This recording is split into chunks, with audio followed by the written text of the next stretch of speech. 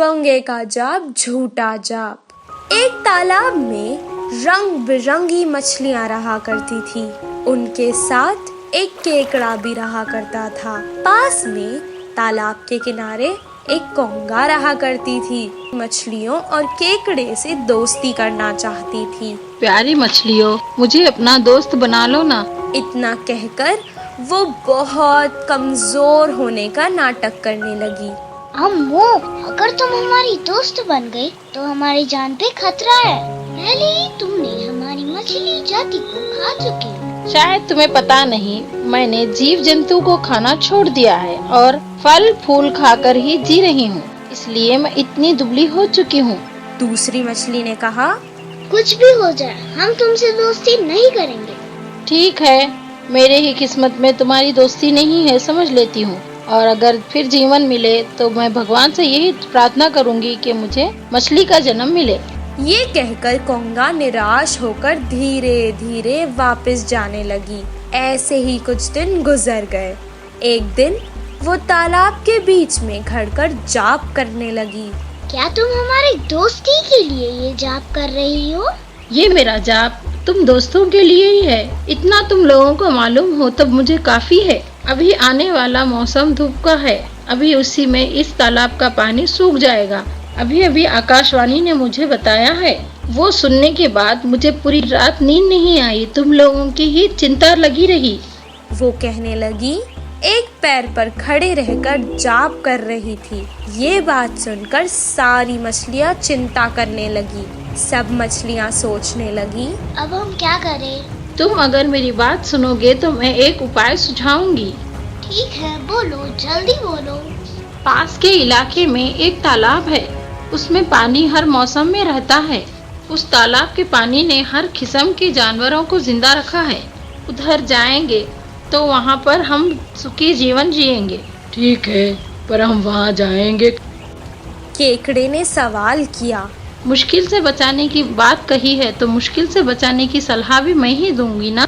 मैं तुम लोगों को एक एक करके अपनी चोंच में पकड़कर वहाँ तालाब पर ले जाकर छोड़ूंगी, ठीक है?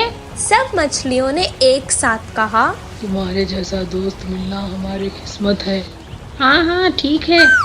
उस दिन से रोज वो एक एक मछली को अपने मुंह में लेकर उड़ जाती थी।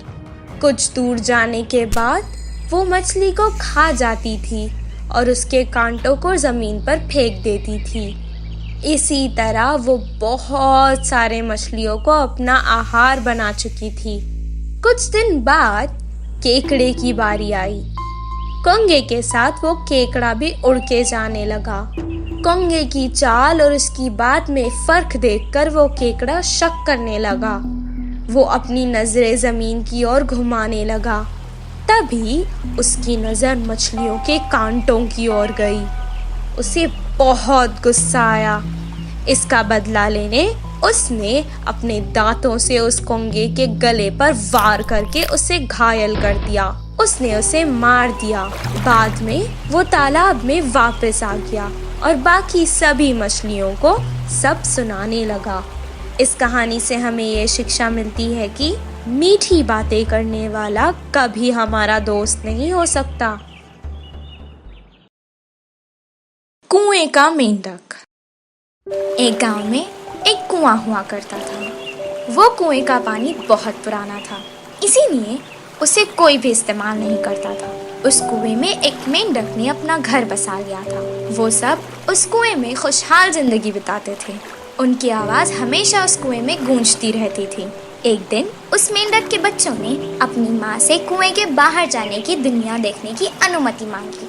मैं आज तक बाहर की दुनिया नहीं देखी, प्लीज एक बार देखने दो ना। अगर बाहर की दुनिया एक बार देख के आए तो क्या हो जाएगा? बाहर जाने दीजिए ना। बेटा, अगर आप लोग बाहर जाओगे तो कहीं खो जाओगे, फिर मैं आप लोगों को कैसे ढूंढूंगी?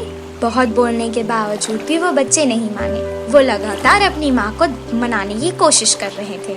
बच्चों की इस जिद को देखकर माँ को बहुत गुस्सा आया। मैंने हमेशा अपनी माँ की बात मानी है। मैं कभी भी इस कुएं से बाहर नहीं गई। तुम्हें भी मेरी बात माननी होगी। माँ गुस्से में चली गई। मम्मी को कुछ नहीं पता। भाई चलो, हम बिना मम्मी को बताए ही चले जाते हैं। उन दोनों ने बिना माँ को बताए ही जाने की निश्चित कर लिया। जब उनकी माँ सो रही थी, वो चुपचाप उस कुएं से कूदकर बाहर आई। कुएं के मेंढकों ने कभी भी बाहर की रंगीन दुनिया नहीं देखी थी, इसीलिए वो सब कुछ देखकर हैरान रह गए। आगे एक हाथी खड़ा था। उसे देख मेंढक के बच्चे आश्चर्यचकित हो गए। बिना आंख मूंदे वो हाथी को देखते रह गए।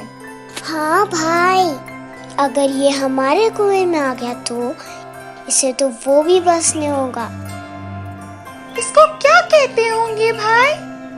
दोनों बच्चे हाथी को देख घबरा गए और उन्होंने अपनी माँ से उनके बारे में पूछने की ठानी।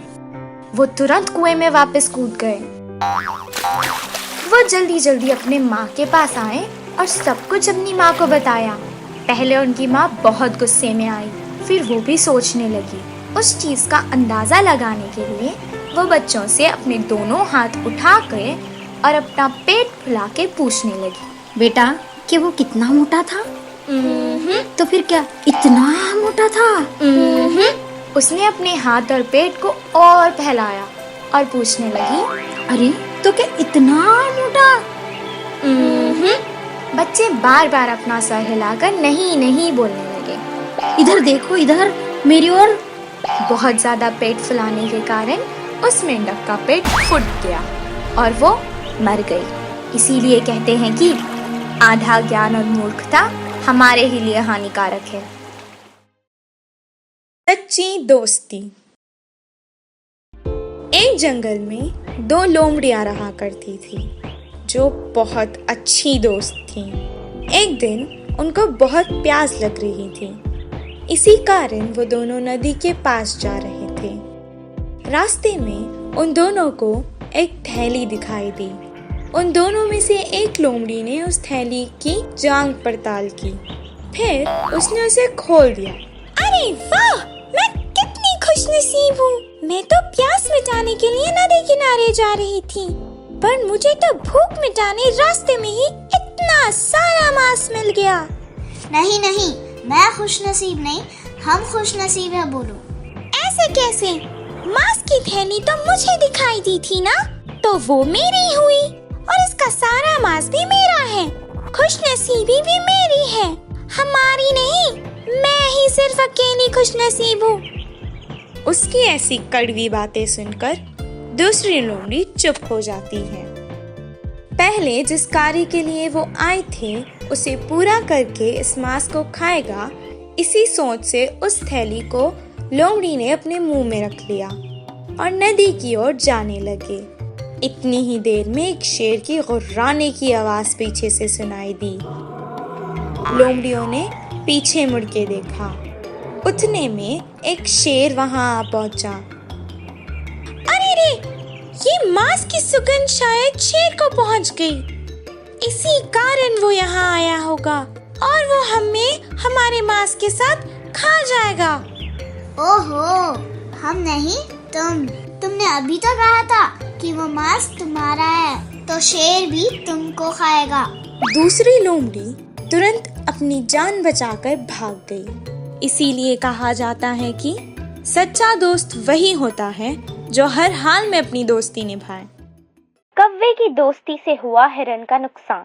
एक जंगल में एक भोला भाला हिरन रहा करता था। जब उसे पानी पीना होता तो वो तालाब की ओर जाता था।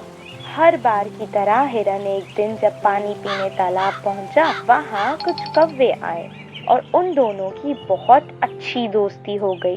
वो अच्छे से घुल मिलकर बात करने लगे। एक दिन उस भोले हिरन को खरगोश ने आकर कुछ कहा। हिरन भाई, तुम इन कौवों से दोस्ती मत करो। जितना इनका शरीर काला है ना, इनका दिल भी उतना ही काला है।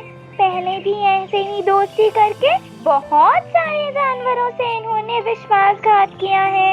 ये तो सच है कि सच हमेशा कड़वा ही होता है।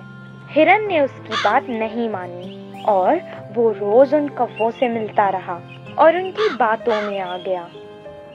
एक दिन कौवे कहीं जा रहे थे तो उन्होंने हिरन को भी अपने साथ आने के लिए आमंत्रित किया। हिरन बिना कुछ सोचे समझे उनके पीछे पीछे निकल गया।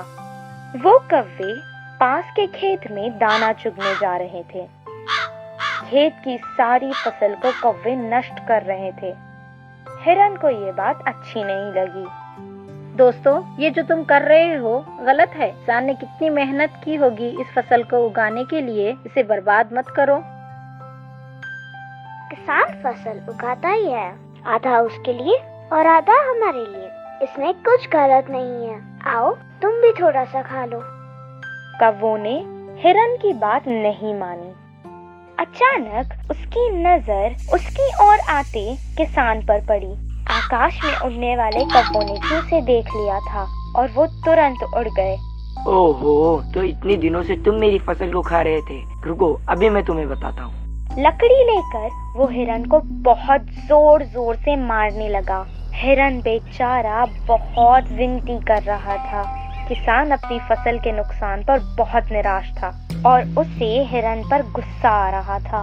वो उसे बहुत देर तक बिना रुके मारने लगा। इस कहानी से हमें ये शिक्षा मिलती है कि बुरे लोगों के साथ अगर रहोगे तो वो तो बच जाएंगे पर तुम फंस जाओगे।